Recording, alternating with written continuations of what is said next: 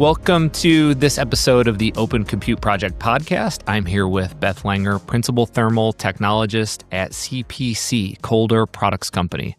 Coyle Products Company is a leading provider of connectors for an array of industries, and they focus their resources exclusively on advancing the connector. Thanks for joining us on the podcast, Beth. Yeah, thanks for having me, Rob. So give us a quick overview of how is CPC connected to, and how are you involved in the Open Compute Project? I've been with CPC for 10 years now, so time flies when you're having fun, I suppose, but largely focused in the mechanical engineering and product design arm of our organization.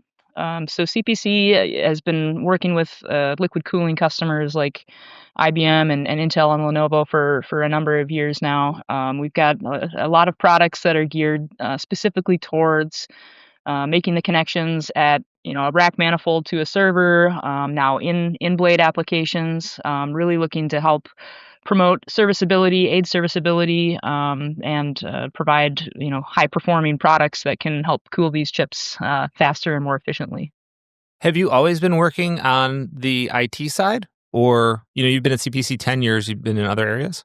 Yeah, prior to that, it seems like a whole lifetime ago, was more on industrial automation and product design. So I was actually designing electromechanical linear actuators right out of school, and I didn't even really know what that was as an undergrad, but ended up being a really, really exciting job and industry to be part of. So we had some roller screw technology, I guess. So when I say electromechanical, that's really what it translates to, is a rotary motion of a screw that then translates into linear force. So a lot of times you see actuators and they're hydraulic.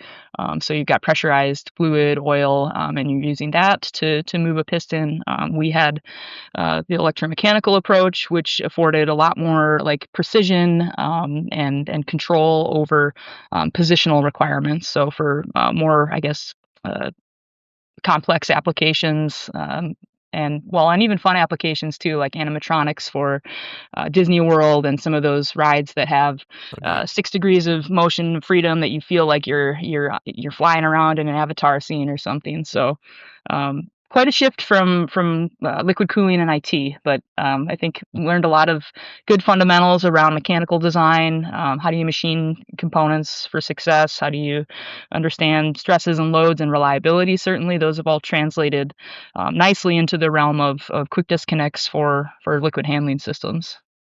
Excellent. Yeah, because liquids are new, and I'll say quote unquote new to the data center industry. There's high performance compute and other areas of this industry that have been using liquids for some time, but liquids have certainly jumped on the scene. So we have you carry a lot of experience, you and CPC, in other industries.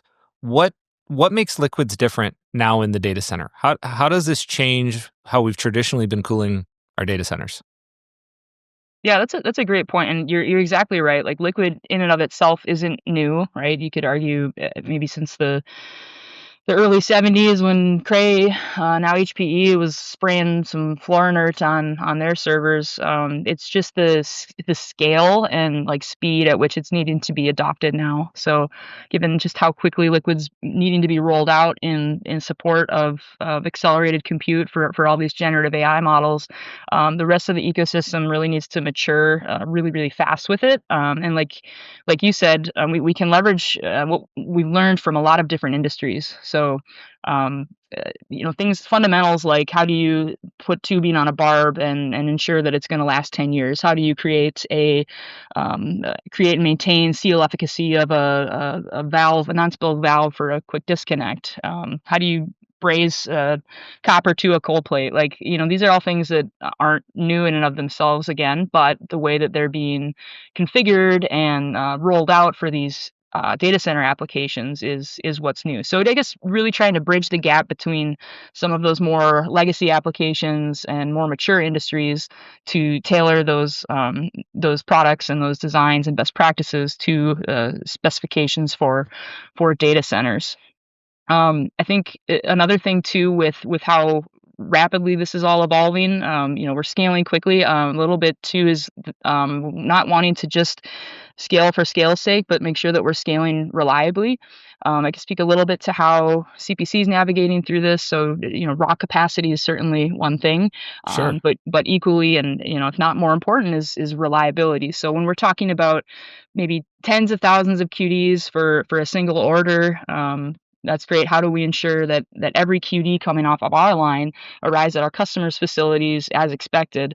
We're investing a lot in scaling our internal capabilities and processes with things like automation, statistical process control, or SPC, for a lot of those manufacturing steps, serialization around critical elements to quality. That's something we're hearing from our customers. They have millions of QDs that they need to have traceability for, back all the way down to maybe the raw material stock that was used to cut the part, just to further provide confidence in the quality and robustness and reliability of what they're implementing in support of the billions and trillions of dollars of Yeah. GPU hardware out there now. So I think it's, for me, it's super fun. These small little connectors that are having such a massive impact. It's, sometimes you overlook and underappreciate maybe the complexity of every little piece of the puzzle, but it really does all matter.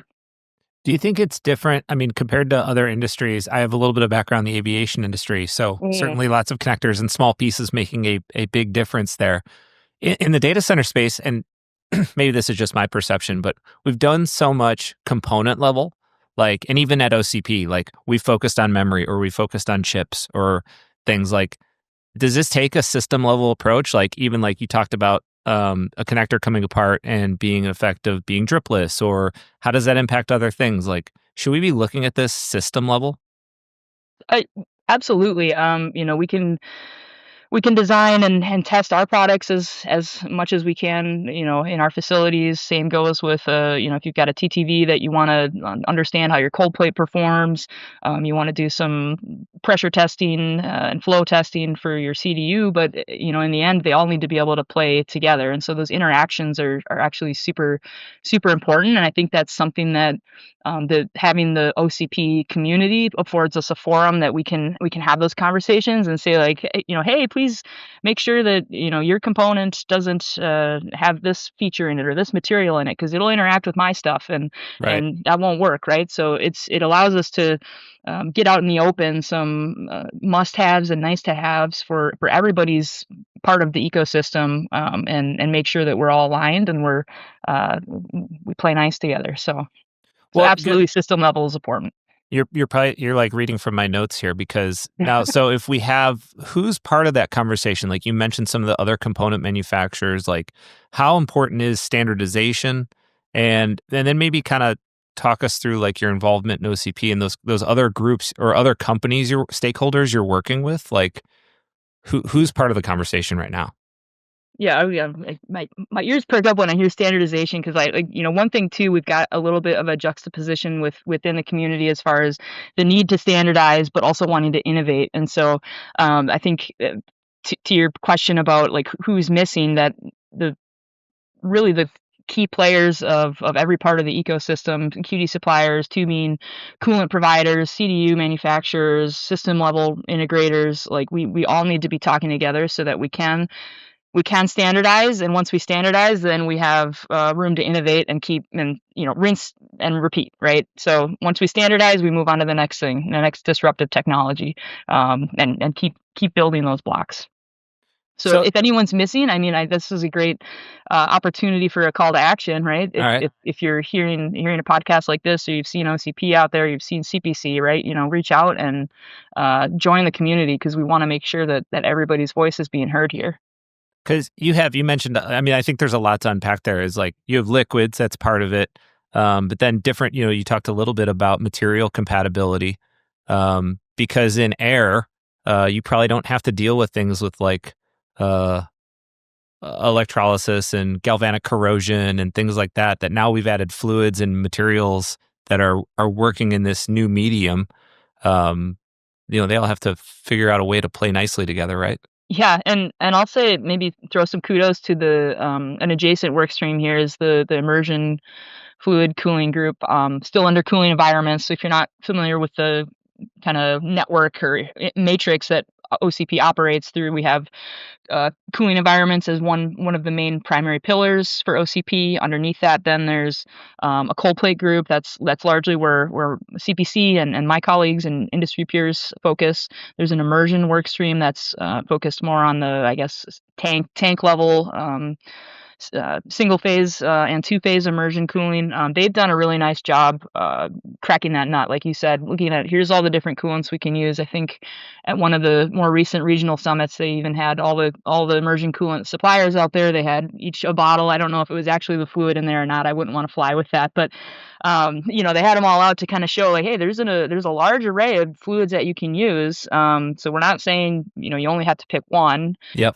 but we are saying that there's kind of some foundational requirements across the spectrum and the ecosystem that we want to make sure everybody's aware of so that they can maintain reliability and compatibility. So we're lucky we get to translate some of that into the cold plate work stream then too, when those fluids are common. And then largely when we're talking about the fluid interactions, I guess it a lot of times comes down to compatibility with a metal alloy like a stainless steel or a plated brass, thermoplastic material, often a amorphous, maybe a polysulfone or PEI, and then elastomers. You think an O-ring, great, it's a 5-cent piece off McMaster car or something, but Right. those are really, really critical components. And to say, oh, we want to spec in an EPDM seal, that's it's a generic term, right? There's an infinite number of ways you could compound an EPDM seal. And so what we're doing in the cold plate work stream, and I know the immersion work stream as well, is we're trying to lay down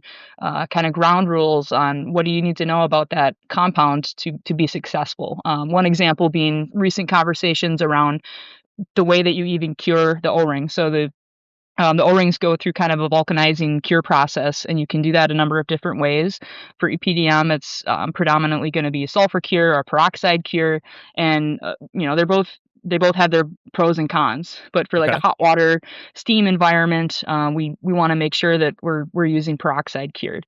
In addition, sulfur curing could introduce some contaminants to the cooling loop. Like we don't want to have sulfur in our liquid cooling loops for corrosion reasons, and it'll impact the heat transfer capacity of the fluid itself. So like just that's one example of you can drill all the way down into like, hey, how should I Right. cure this EPDM? And then okay, there's so many more things that we need to address and understand.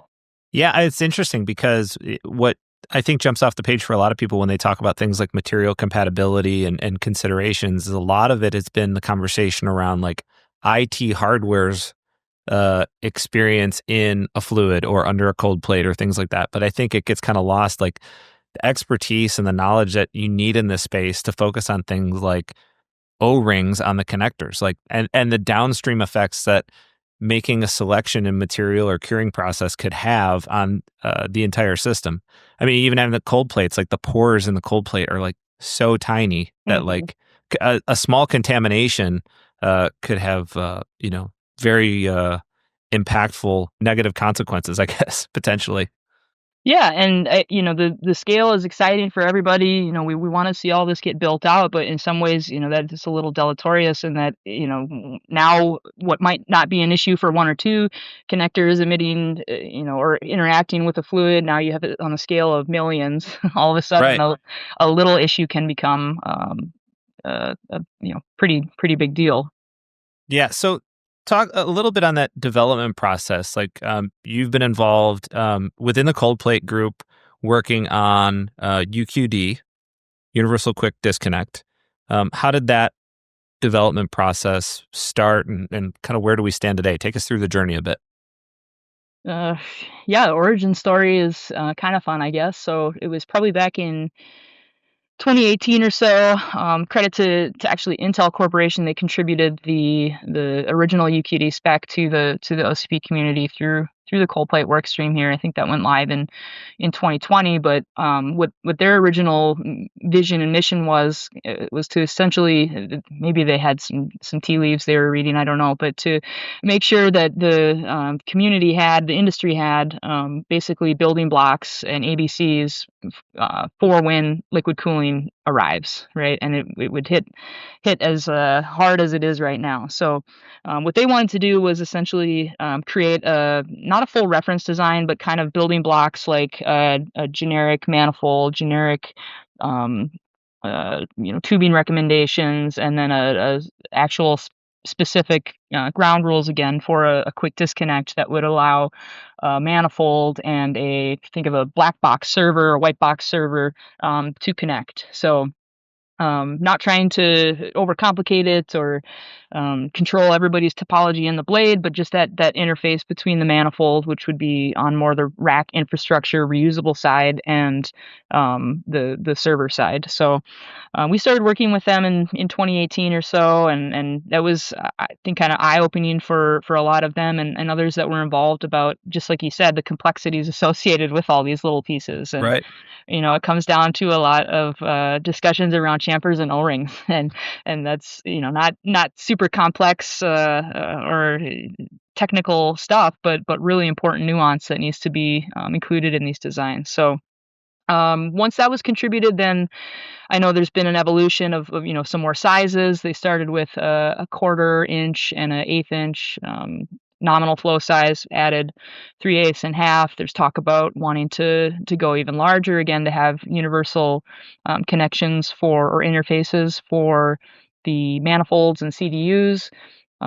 Even now, we're talking about, when we have a work stream kicked off to address what we're calling UQD 2.0, right? An evolution of that spec. And I think as OCP matures, as arguably maybe a little bit of a governing body or standards organization, like, we need to start managing these specs, and that's a learning curve, I think, for the whole community. Maybe UQD is kind of the guinea pig. I know we've had evolution of the Open Rack Oh, ecosystem. I sure. think they're on version 3 right now.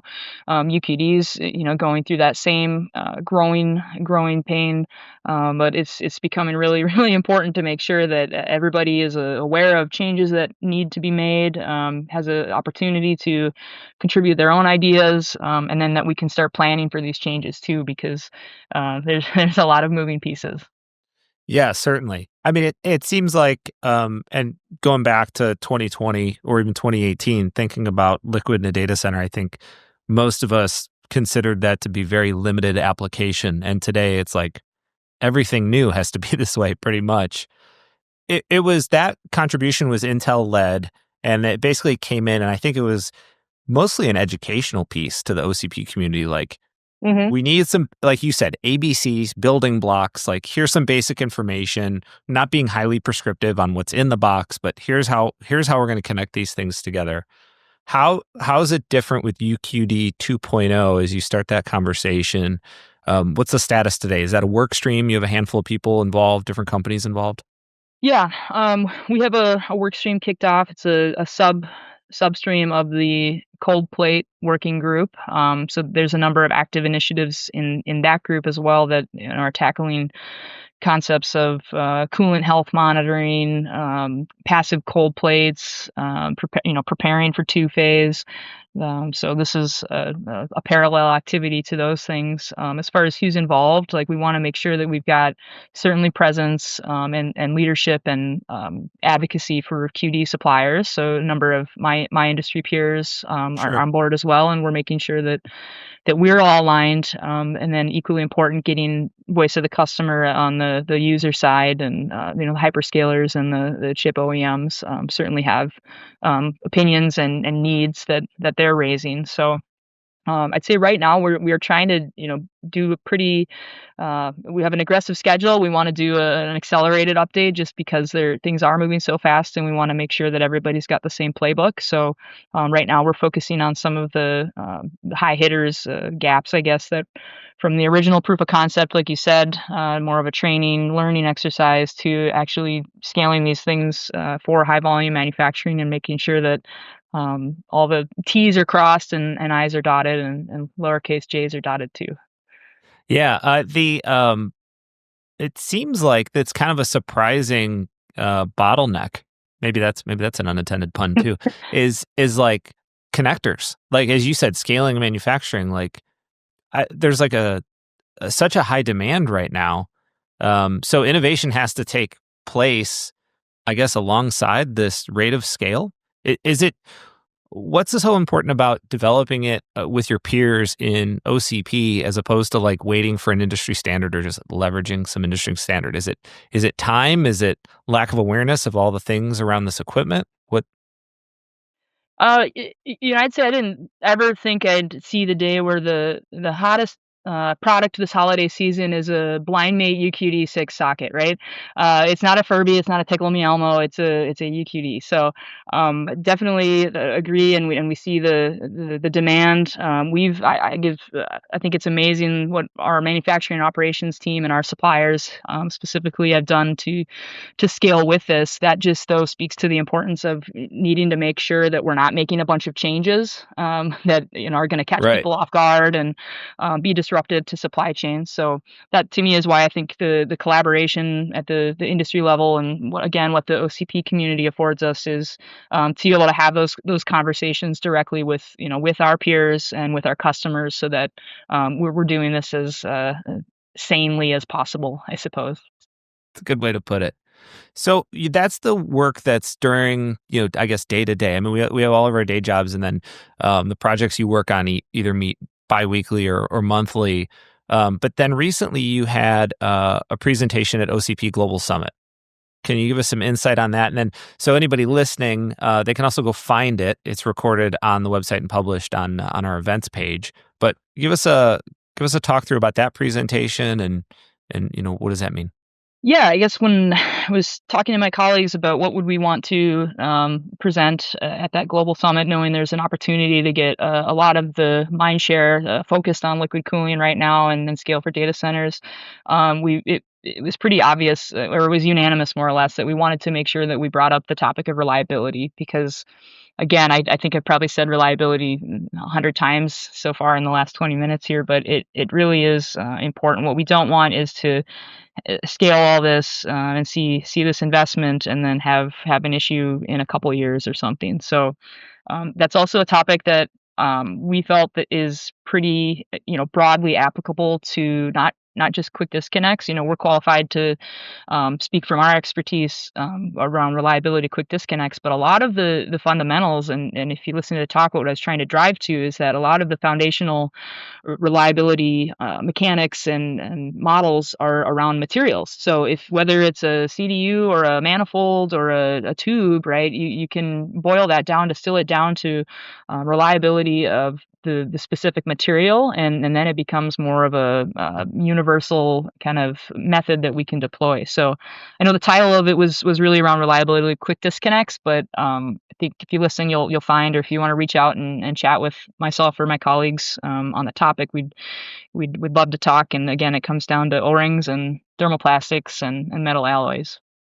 Yeah, it's so interesting that it's something that's been around for a long time in other industries and deployed at scale. But I mean, it still does, even though it's the hottest item of the season. It's still, I think, foreign to a lot of people, definitely in the IT and data center space. And I think your reliability talk is right on time because, certainly that's a major concern of end users and co-location providers. Like, okay, I'm going to bring liquid in my data center. What happens if, or what is my risk assessment Mhm. that I need to make over this gear, over someone else's gear in these shared spaces? So I will drop a link to that topic when we post this podcast episode.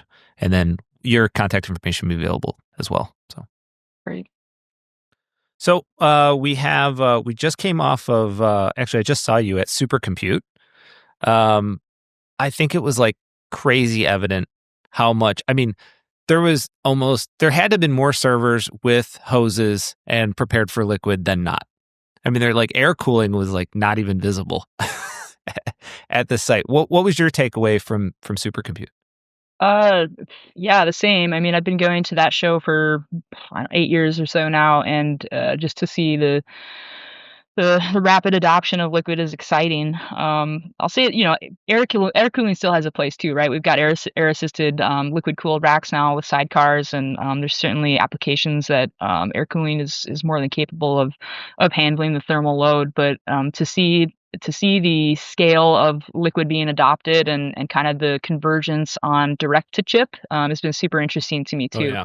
I think even within OCP, we started with work streams that were immersion single phase, immersion two phase, direct contact, cold plate cooling, root or heat exchanger. It's like, all great technologies that serve purposes and have applications that are super relevant still. But I think, as you mentioned on the floor, it's the direct to chip is completely ubiquitous. So I think that's a good thing for us as far as standardization goes, right?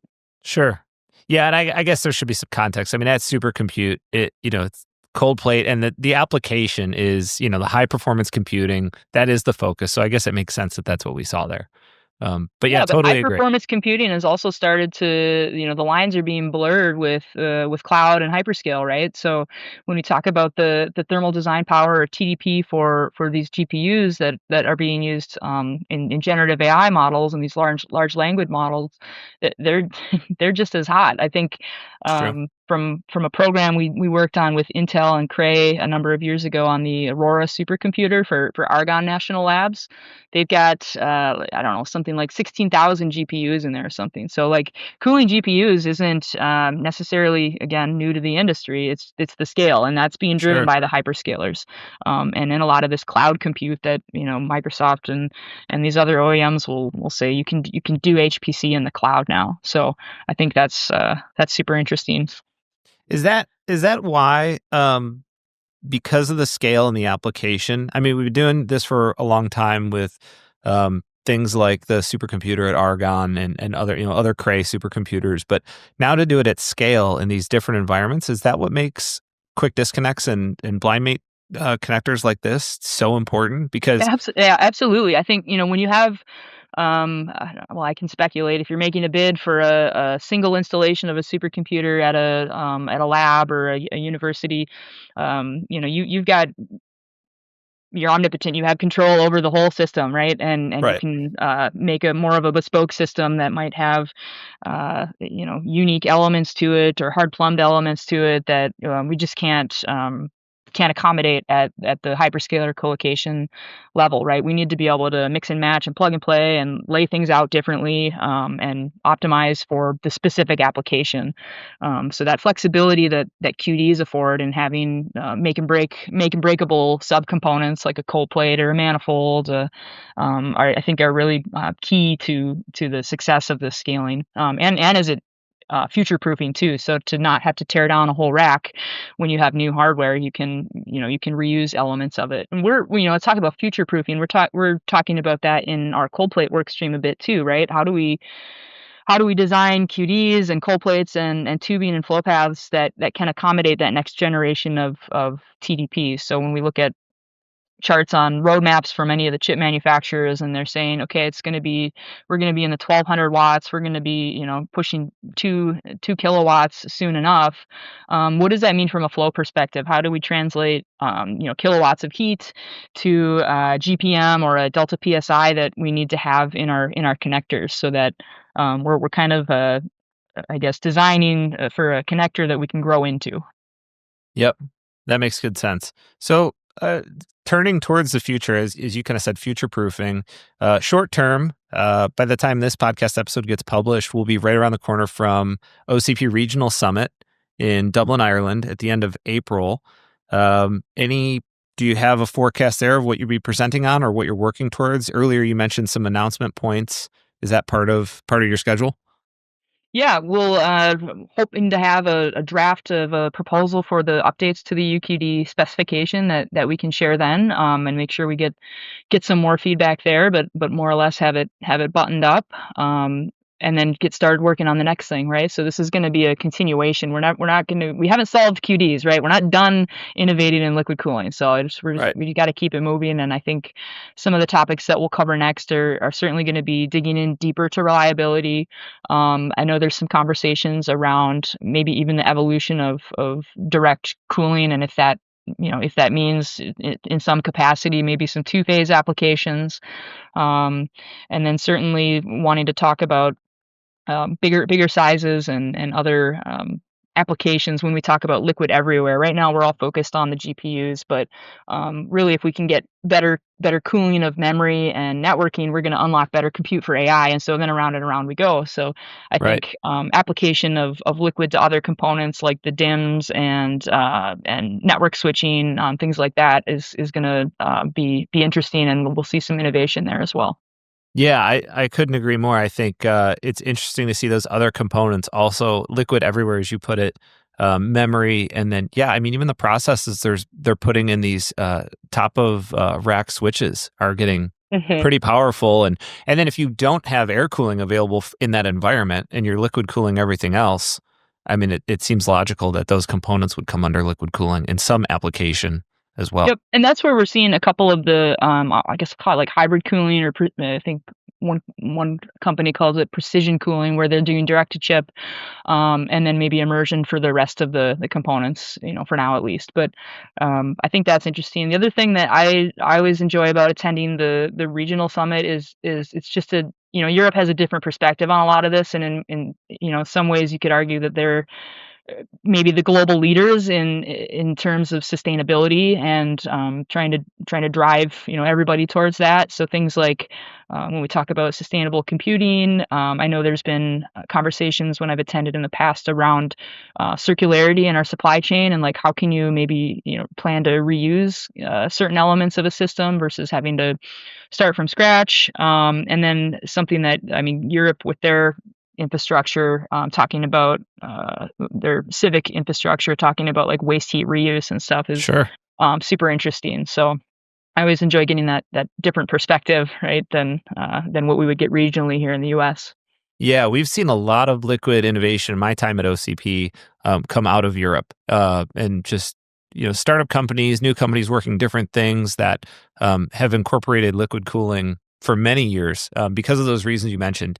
Resource constraints, definitely, even in Ireland, be in an environment that's power constrained. Hmm. So if you can dedicate more energy to compute instead of cooling air, um, certainly they're seeing the need. I guess the pain is higher there for them on some of Hmm. these issues, and then the opportunity to reuse energy in like heat reuse applications. As you said, the civic infrastructure. Yeah, they are leaders in that way, and I appreciate it too. Like the conversation in Europe is different. It's I think some shows, they'll do their North American based show, and then they'll do like a smaller version of the same show. I would say ours hasn't been that way. We have a European contingency and community that comes around that show, and Hmm. conversations just it's different in a really good way. Yeah, absolutely. So longer term, that's just spring of 25.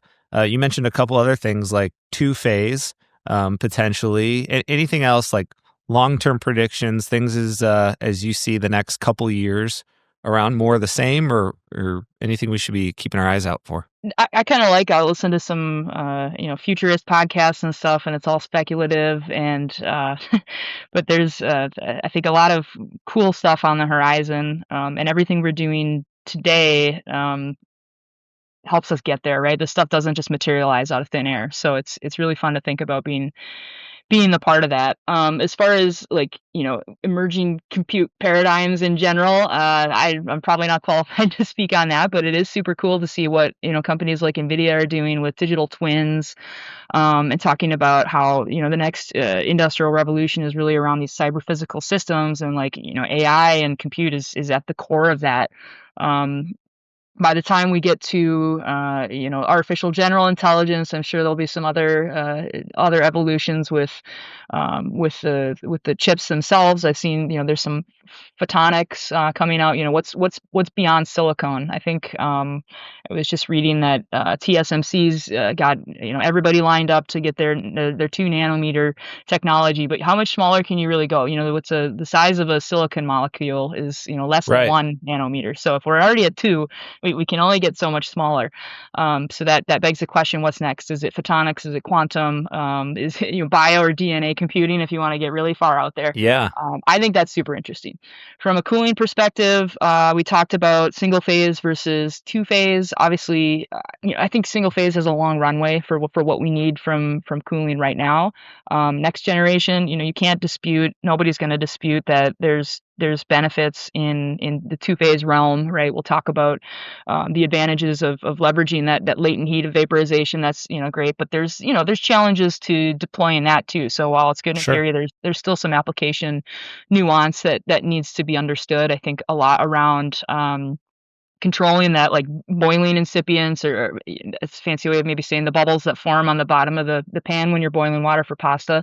And checking for any, how do we monitor if there's hysteresis effects, that would cause really severe temperature swings, or trap gas at the chip level, and then understanding even just flow distribution at the blade and the rack level, parallel versus serial. How do you make sure that you don't have a dry out situation? But I Mm. think that we'll definitely see two-phase come about in some form and fashion, and it has a role to play and it has benefits. As far as QDs, then I see definitely a need for high flow. We talked about that with single phase. I think there's an opportunity to innovate around materials that we're using for quick disconnects. So CPC has got a long history with injection molding and design of thermoplastic components that can afford some benefits in the form of being more lightweight.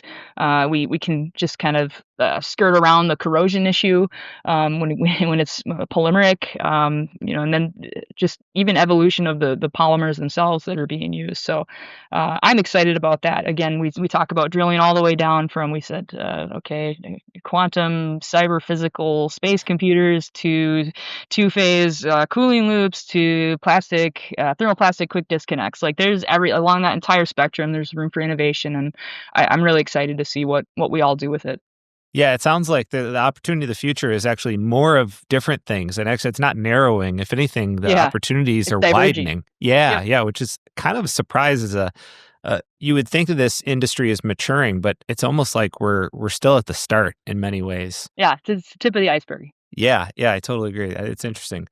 So, if people have heard about OCP, your involvement in cooling environments, cold plate, how do they get involved?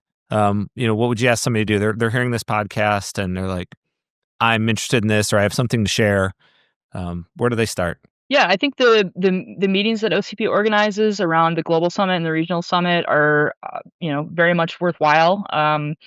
There's obviously online content. I would direct folks to the OCP website, but when you go there, you can drill down into any of the current projects and active work streams, and each of those has like they call it a wiki site that is essentially open. You can find when a meeting's going to happen. You could tune in and listen to that. You could read the meeting notes. You have visibility to any drafts that we're currently working on. So once we get up to speed on our UKD 2.0, we'll have that available, and it's accessible to everybody. So plug in, and I would say ask questions too. That's the other thing. We want to make sure um, we're not leaving anybody behind, and that we're also challenging any like assumptions or things that um, might affect how we move forward. I think actually one example of the challenging things. I was talking to a colleague at SC.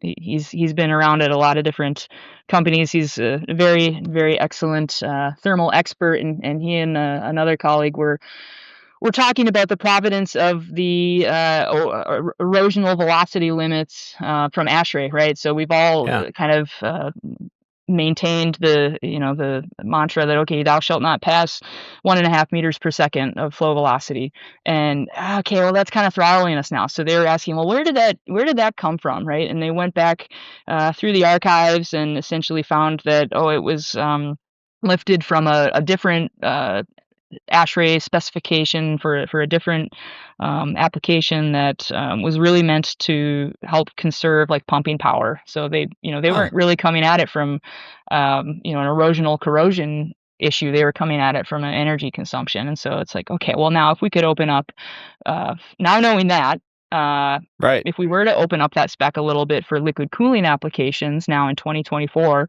and beyond, could we go to 3 meters per second? Could we go to 6? And so that those kind of things where we challenge assumptions of the past, then all of a sudden blow the door open for more innovation. So maybe my point is like, just challenge, yeah, bring in your questions and challenges, and we don't, like, just because it has been that way in the past doesn't mean it has to be that way in the future or in perpetuity. So, and then also write things down. We got to get better about writing things down. And maybe titling them in a way that Yeah, is and actually replicable. accurate. Yeah.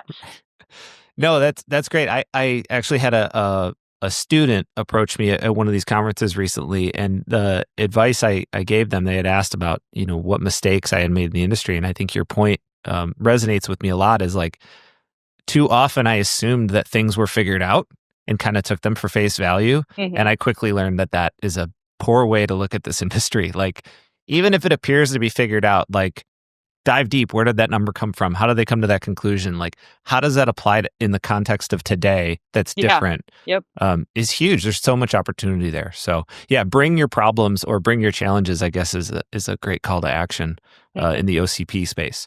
How about CPC? Obviously, this is not just altruistic and for the sake of open. We all have to keep the lights on. How do they reach out to you at CPC, or if they're interested in what your company has to offer?